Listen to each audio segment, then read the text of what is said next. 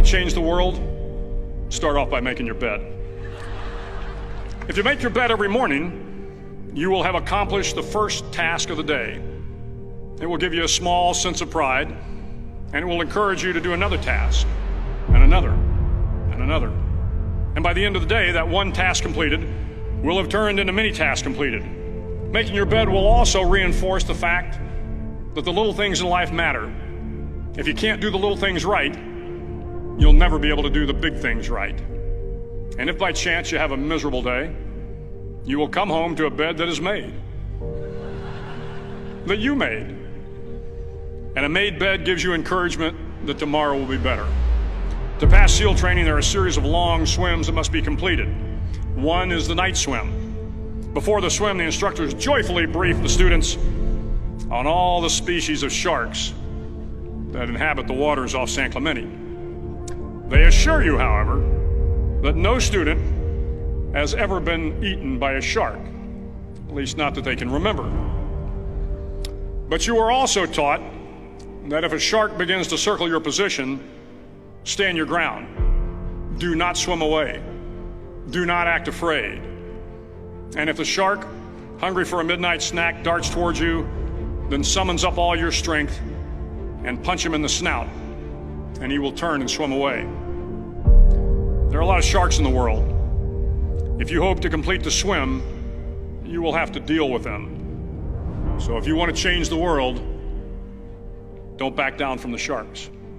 Over a few weeks of difficult training, my SEAL class, which started with 150 men, was down to just 42. There were now 6 boat crews of 7 men each. I was in the boat with the tall guys, but the best boat crew we had was made up of the little guys, the Munchkin crew, we called them. No one was over 5'5". The Munchkin boat crew had 1 American Indian, 1 African American, 1 Polish American, 1 Greek American, 1 Italian American, and 2 tough kids from the Midwest. They out-paddled, outran, and outswam all the other boat crews. The big men in the other boat crews would always make good-natured fun of the tiny little flippers the Munchkins put on their tiny little feet prior to every swim. But somehow these little guys from every corner of the nation and the world always had the last laugh, swimming faster than everyone and reaching the shore long before the rest of us. SEAL training was a great equalizer. Nothing mattered but your will to succeed, not your color, not your ethnic background, not your education, not your social status. If you want to change the world, measure a person by the size of their heart, not by the size of their flippers. The 9th week of training is referred to as Hell Week.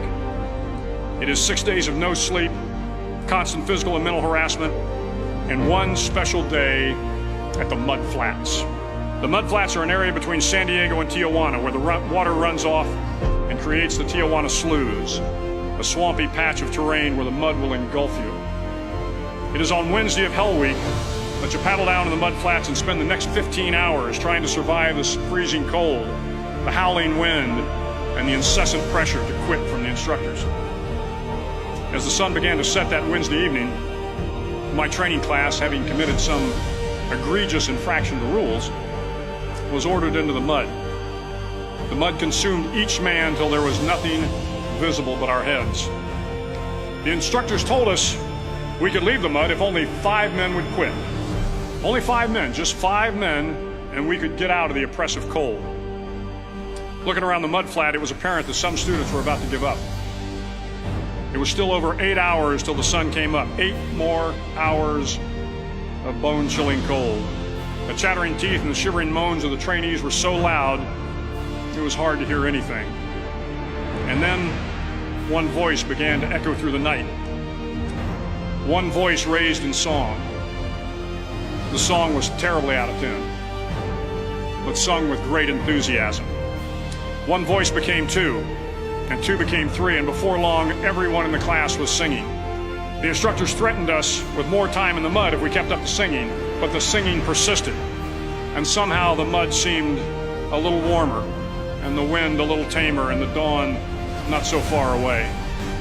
If I have learned anything in my time traveling the world, it is the power of hope. The power of one person, a Washington, a Lincoln, King, Mandela, and even a young girl from Pakistan, Malala. One person can change the world by giving people hope. So if you want to change the world, start each day with a task completed. Find someone to help you through life. Respect everyone. Know that life is not fair and that you will fail often. But if you take some risks, step up when the times are the toughest, face down the bullies, lift up the downtrodden, and never ever give up. If you do these things, the next generation and the generations that follow will live in a world far better than the one we have today. And what started here will indeed have changed the world for the better.